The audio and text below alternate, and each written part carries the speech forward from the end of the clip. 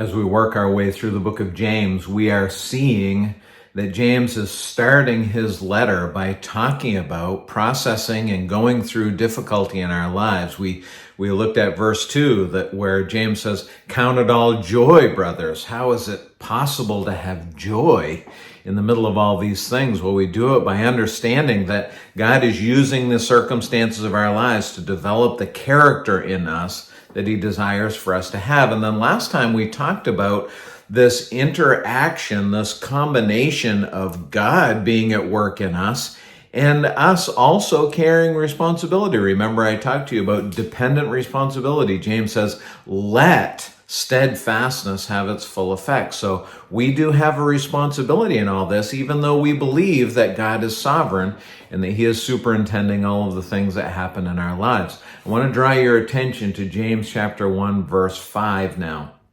James says, "If any of you lacks wisdom, let him ask God, who gives generously to all without reproach, and it will be given to him." So again, in context, talking about difficult things in our lives, going through trials and learning from it and allowing God to develop this perseverance in us, this desire to keep going, to not give up in the middle of the pressure.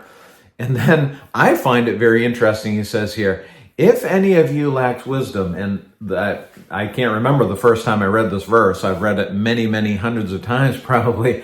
But you look at it and you say, if you lack wisdom. If I lack wisdom, if I never have the wisdom, I'm always wondering what I should do, if that's what you're thinking as we go through difficulty. If I lack wisdom, we really could substitute the word if there for the word when. When you lack wisdom. I mean, it is a definite, I am going to lack wisdom as I go through difficulty. That's part of the human condition. What do I do? How do I handle this? How do I process it? What's the right way to honor God in this? At least I hope that's what you're thinking, some of the things that you're thinking. If you are a Christ follower and you have a desire to serve God and to follow God, to be faithful in all things, then how do I honor God in this, and how do I get through this? Maybe you're even thinking. James says, let him ask God. Now, if we look at the verb tense here, this is really not a suggestion, it's a command. Ask God. This is what you need. You need to ask God. Why do we ask God? Because God gives to everyone who asks, all of his children who ask, he gives them generously, literally unconditionally.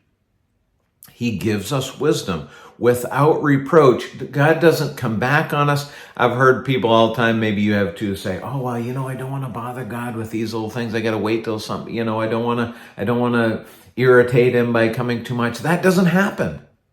That doesn't happen with God. Ask, and God will give you wisdom. He will give you the resources you need to get through the difficulty. He is never irritated by our asking. He loves it when we come to him. We are his children. Without reproach, it says he gives. He will never come back on us. He will never be frustrated or irritated at us for asking. And it will be given him. My friends, today, can you understand, as you walk through whatever it is that's happening in your life right now, that if you ask God, if you come to him for wisdom, he will give it. That's a promise.